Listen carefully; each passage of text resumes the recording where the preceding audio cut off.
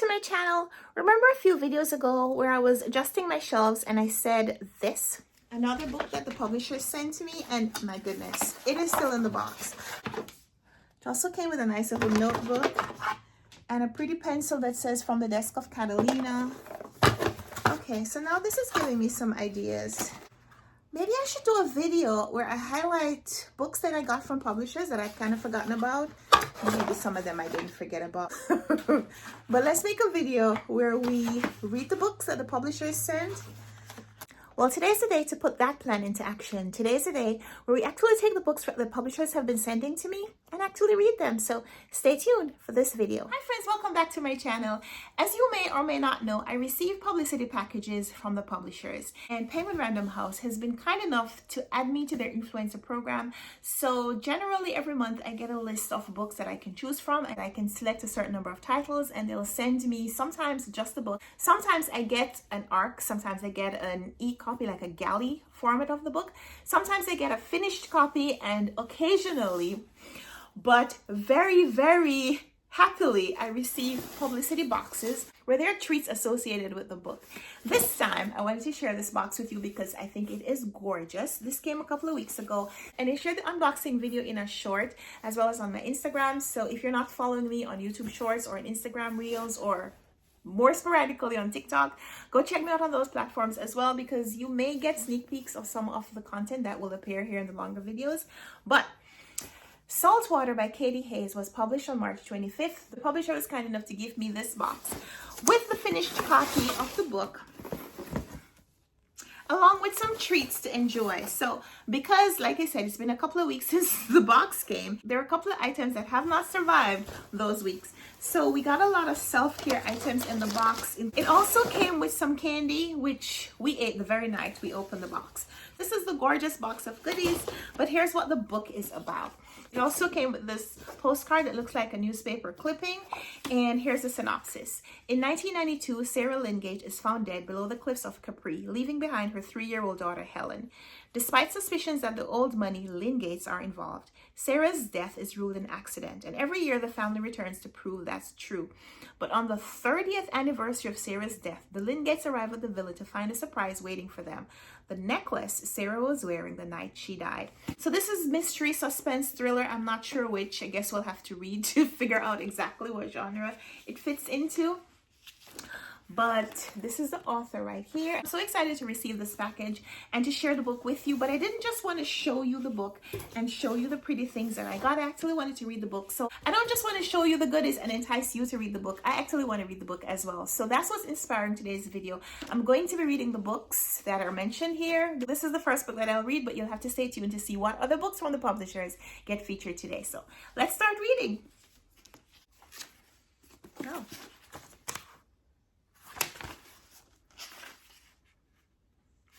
Dedication says, "For my parents, who I am pleased to report are nothing like the Lingates."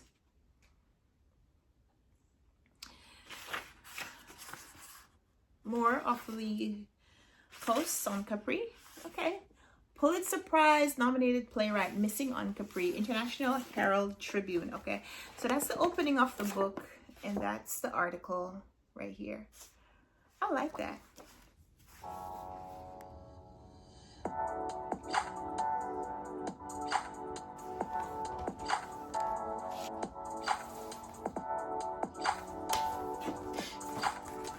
I'm sitting in the car waiting to pick up my daughter after school. Just want to update you on my book. I am reading Saltwater by Katie Hayes, and I'm liking it so far. So reading about an affluent family and a little bit of a discussion of how they became rich in the first place, but the focus is on what happened to this family. So the family is comprised of 2 brothers and their wives, and the wives are very different. One of the wives seems like she's very sold on the idea of being a rich man's wife, and the other was a playwright, and this family seems to be very intent on discouraging her career. So now that she has married into this family, they're very intent on preventing her from publishing or producing anything new. So she seems to be a little stifled in the relationship. She has a 3-year-old daughter, and it seems like she is planning to leave this marriage, to leave this family at the time when she dies. And whether or not she killed herself or she was murdered, we are probably going to try to find out. So that happened on the annual family vacation 30 years ago in Italy. And so every year the family returns to this location, seemingly intent on trying to rewrite the narrative. Yeah, right. Because playwright, we are trying to rewrite the history. When this woman died, she had a 3-year-old daughter, and so now 30 years later, her daughter's 33. She's lived a very cloistered life, and she seems intent on also trying to leave this family, but she's decided that when she leaves, she's not leaving empty-handed. So it seems like she's trying to double cross the family. She has one friend in real life, and she's gotten her involved in the family in some way. She's there on a vacation, her friend is there on a vacation, and the rest of the family, of course. I'm liking how the author is treating this. I like the fact that all the family members seem to have a secret that they're all trying to keep from each other, but we get like little reveals of how people react when things are said, and kind of giving the reader a little clue that things are not as they seem. There are 3 perspectives, 3 main characters that we're following, and 3 timelines. One 30 years ago, one present time, and one like a day or 2 before. And I'm liking how, we're getting this little bit of a shift in the narrative. So it's intriguing. I'm really looking forward to seeing how the author treats the story.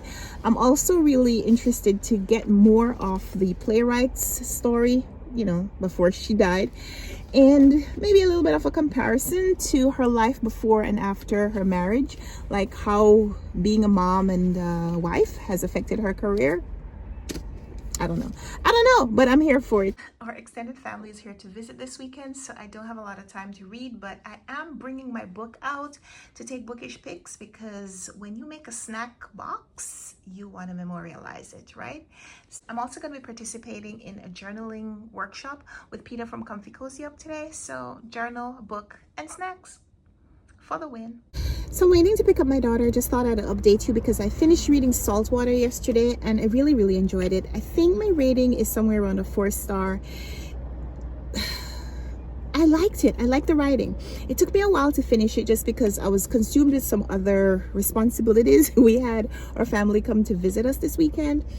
And it's not that I have to clean my house, it's that I have to rearrange my house when the family is coming to visit, because we are a nuclear family of 3, they're a family of 4, and absorbing 4 people into our household for a weekend, we need to do things to create more space, but also just, to make sure that we don't have anything that a toddler shouldn't have around.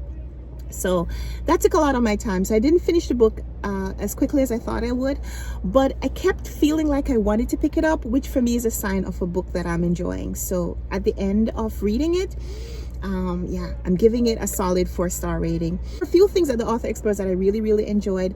Number 1 is the treatment of how we expect other people to be. The idea that sometimes we see people as a monolith. So we expect someone to be completely homogenous in how they act in one situation. We expect them to act the same way in other situations, even when the circumstances are very different.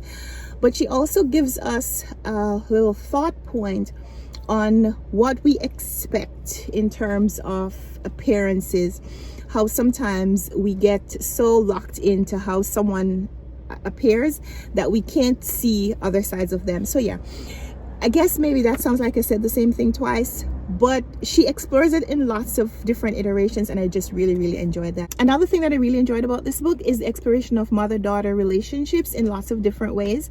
And you know me, if you've been watching my channel for some time, I talk about this in almost every video. Every time I pick up a book that explores a mother-daughter relationship, I want to read it. And this one gives us an opportunity to see a mother-daughter bond that maybe persists after years, sometimes decades of separation. And so I really enjoyed that as well. So I was really happy that I picked up this book when I did, because sometimes I get books from the publishers and they languish on my TBR for a long time, as you could see. But I was happy that I picked this one up. So now that I've finished the book, I think it's time to open up the swag bag or swag box. I'm going to use this today. Proteiny Polypeptide Cream to strengthen and moisturize. Oh, this is nice. Oh yeah. Wow.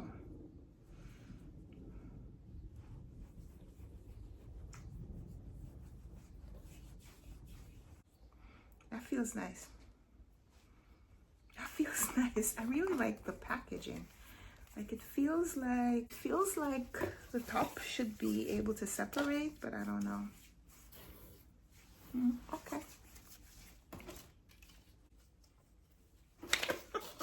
This is for the bath. And what else? There's something else in here. It's a little sunnier these days, and this is supposed to give me a little glow, as though it's been sunny for a while. So let's try it out. Okay. I don't know if I'm supposed to layer the products like this.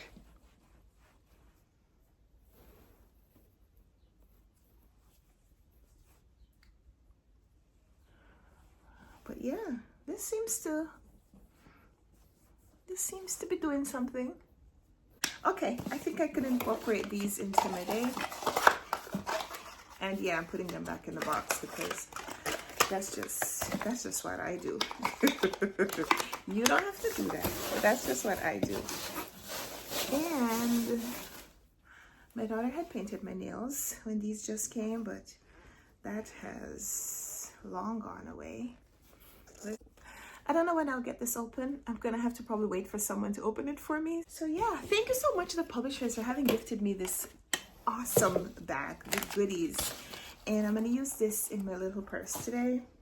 This bath soak is gonna make me feel like a little bit of the luxury that the characters in the book are feeling. So I think getting a package like this heightens the experience of the book. So thank you so much to the publishers for having gifted me the book as well as all of this awesome swag. So it's Monday morning, it's the next day, which means it's time to choose the next book, and I'm going with A Matchmaker by Aisha Saeed. This one came a few days ago, and I accidentally got rid of the envelope. It was beautiful, red with hearts, and I'll try to see if I can find a picture to insert it here.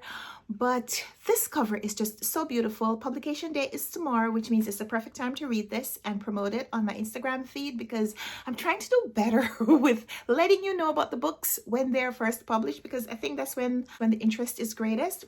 So I'm going to be hosting a live show here on the channel, and I'm going to be reading this during reading sprints. And if this is a romance, it's interesting because it's just one person on the cover. Does that mean it's not a romance? I mean, there's a heart right here. Anyway, and there were black hearts on the envelope. Black hearts may not mean romance. I don't know. So I'm so psyched to read this. Gonna go get my snacks ready for the live show. And if you're tuning in live, then I'll see you over there. So I started reading this during the reading sprints on the live show, and I'm really enjoying it so far. It is kind of a romance. It's a fake dating trope, but not really, because the two people who are fake dating are best friends. And all their family members know that they are not really in a relationship. The main character is a matchmaker. To, I guess, respond to the question that people might have, why is a professional matchmaker not matched herself? She has invented this relationship with her best friend so that her clients think that she is engaged. So I'm really liking it. I'm liking the writing. I'm liking the family dynamic. I'm liking that. And so along with the book, the publishers had also sent me a book playlist. So here are the songs, and I don't know most of them. And I wish I could play them for you, but you know, if I play these songs and I can't monetize the video, and I need to monetize the video because I'm trying to make this a thing. I'm making a little bookstagram photo. I will probably also share it on YouTube Shorts because that's just what I do. So I finished The Matchmaker by Aisha Saeed, and I really enjoyed my time with this one. The main character in here is a 31, she turns 32 in the book, a 30-something-year-old Desi woman living in Atlanta, and she has taken over her aunt's matchmaking business. So her aunt was a matchmaker in Pakistan. They've moved now to Georgia, and she matches people based on their interest and their family and their background and their culture, but she will automatically reject clients if they start talking about wanting someone in a similar income bracket or something like that. So Noura is our main character. She has taken over her aunt's business, more so because her aunt's health is failing. But Noura has also worked to bring the business into the 21st century. So she now has an app where people can just sign on and get help finding a match. She also has VIP clients that she works with personally. So has this app in the background helping to keep her financially stable, but she also spends a lot of her time working with these clients individually, helping them with like whatever kind of work they need to do in order to become the perfect partner, and then helping them find someone to share their lives with. I really like seeing her interaction with these people that she has been working with, kind of, helping them talk through some of the things that they need to do to go through the process, but also helping to celebrate their accomplishments and their achievements when they have found love and what it means for the next step. So in here we get her attending weddings of people that she has put together. So the book has a romantic element to it because although she is a very successful matchmaker, she hasn't been able to find her own forever romance. So she's been fake dating her best friend for a while. And I really like how the author treated it in here because it's not a fake dating where the family members or friends could get upset by the reveal when, they find out that you're not really with this person. In fact, in here, the fake dating is only for the public scrutiny. All her family members and friends know that they're only friends. All the negative repercussions that could come when a fake dating or fake romance ends, the only people who could get hurt are the two people involved. I like that. The book also has a suspense element because Noura is being stalked. There are some people trying to take her and her business down, online as well as in real life. And so I like that on the cover we get a little bit of that hint, because we have like a sniper's lens being trained on her. We think it's her. So it's really interesting as the reader to try to figure out what is going on before it's revealed in the book. And I did have my suspicions, and some of those suspicions were actually in line with the final reveal in the book, but not completely in the way that I saw. I like to have a theory, and I like sometimes to be right. So thank you so much, Penguin Random House, for having gifted me The Matchmaker by Aisha Saeed. If you like romance and suspense, together, then I think you really like this one as well. So check it out. So I finished 2 of the new releases that the publishers sent to me, and I was looking for the 3rd book, and I was tempted to choose something from the shelf, but I have to choose this one because this is the box that sparked this video. Like, it was while I was handling this box that I came up with the idea to read the books that the publishers had sent to me in these packages. So next up is Catalina, and I have to say, when the publishers sent this to me, I thought this was nonfiction just because this cover, this font says nonfiction to me, but it says it right here. It's a novel. And I just heard someone say something really great about this book. Oh, wow. Look at what this is. A letter from the author. Oh, man. This is why you should open these packages as soon as they come. Oh.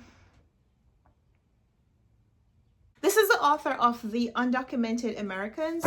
So it's clearly a copy, but it's a really cute copy. So it looks like it's a handwritten note. It is handwritten, it's just, I'm sure, copied many times in color and sent to all the early recipients of the box. So alongside the book, I also got this little notebook and a cute little pencil, which we don't have a sharpener, but the box says they were going to think about me forever. I really love this box. I really love how it looks. I try not to keep all the boxes that come, but I think that one will probably earn its place. And this looks like it's pretty short. It's around 200 pages. So, can we read this today? My husband is on spring break from school. My daughter is not on spring break because they're on slightly different schedules. So today it's just me and the hubby home. So I'm making us burgers for lunch and reading. So I wanted to fill you in because I started reading Catalina, a novel by Carla Cornejo Villavicencio, and I'm really enjoying it so far.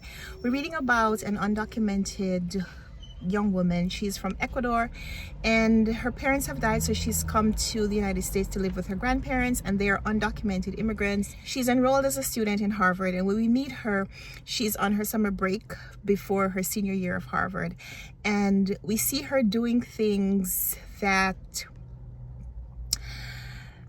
not necessarily the typical immigrant young person would do, but her grandparents, because they've been in this country for so long and they know about the limitations of experiences for immigrants, they're trying to give her everything that they can. And she's just really smart in how she talks about, how she notices and talks about her life, the things she has, the things that she is being afforded, but also the things that she can't have. So during the summer, she has this unpaid internship, and she says, you know, she doesn't have papers to work, but it catapults her into this life that generally someone from an immigrant background wouldn't have, because for a lot of us, when we're struggling or we're coming from struggling families, whenever we have that time off, that break from school, we're looking to make money to make up tuition or whatever it is, help with bills or, you know, whatever. So unpaid internships usually go to people who have money, people who don't need to work,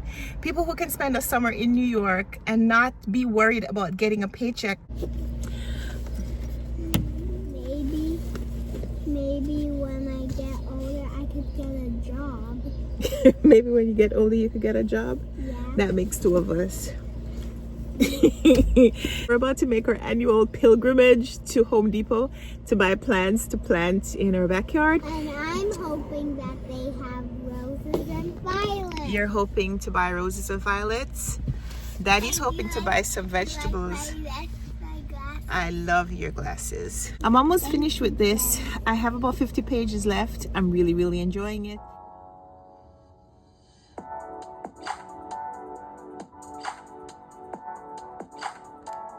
Don't know how I expected this book to end, but I didn't see this ending coming.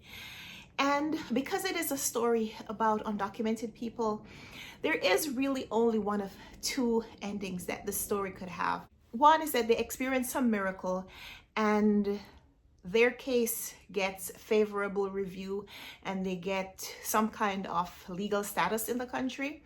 The other possibility is that one, they continue being undocumented, or they eventually have to leave, whether they leave by themselves or they are sent away. And I wasn't sure where this story was going, so I wasn't quite prepared for the ending. But what was just really interesting about this was that Catalina's story is more than just her status. It's also that she is very smart, is that she's very interested in the world, in a world that she can't fully explore because, number one, she can't leave the United States unless she has decided that she's going to leave for good and she's never going to be able to come back here. But she's also not able to explore fully what it means to be American while she is on American soil, because she doesn't want people to know her status because they'll treat her different. So whatever your background, you as a reader, whatever your background, there's something to learn from Catalina.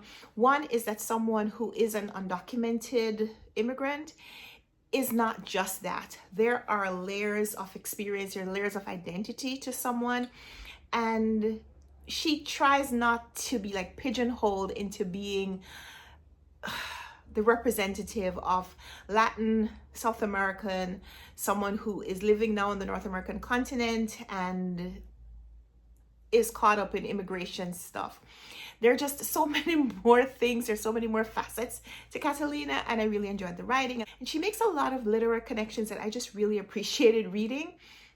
So I would recommend this. Whatever your position on, you know, immigration into the United States, whatever your background, this is a book that I would recommend to anyone. So I finished my third book for the vlog. I finished 3 books that the publisher sent me recently, and of course I got to enjoy some swag. and I really enjoyed my time with that as well. So I really enjoyed all of these 3 books. So I feel inspired now to go read some other books that the publishers have sent me recently. So let me know in the comments down below which of these you'll be reading, and if you're up for a part 2 of this where I read more books that the publishers have sent me recently in another video.